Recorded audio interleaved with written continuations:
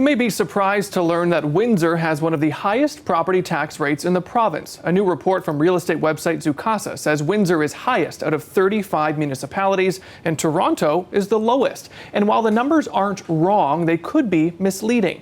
The CBC's Jonathan Pinto is here to explain all of this for us tonight. So Jonathan, this seems like bad news for homeowners, but is it really that simple? No, it's not. So let me explain how property tax is calculated. Every year, the city decides how much money it needs, and then based on how much the value of properties are, a rate is determined to raise those funds. So in Windsor, the rate for a house is 1.78%. In Toronto, that rate is 0.61%. So that sounds like a huge difference until you look at assessment values. That's not the price you paid for your house, it's the price a government agency called MPAC believes your house is worth. So in Windsor, the average assessed value of a house is $164,000. In Toronto, it's $770,000. So apply those to each city's tax rate, and your average Windsor homeowner would pay just over $2,900, while an average Torontonian would pay nearly $4,700.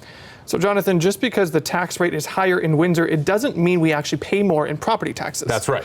But what happens when property values go up in Windsor? Well, property values are going up in Windsor, and we are due for another MPAC assessment soon. But just because your assessment values go up doesn't necessarily mean your taxes will. Windsor's chief financial officer explained it to me like this.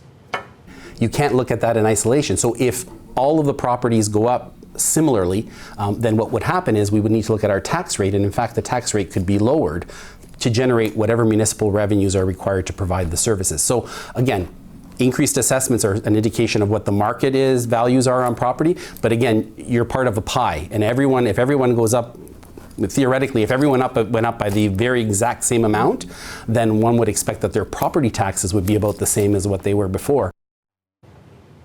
Basically, the only way your taxes go up is if your assessment value increases by more than the city average, or if City Council decides they need more money, which they could do during the budget. All right, thanks so much for breaking this all down for us, Jonathan. CBC's Jonathan Pinto in studio tonight.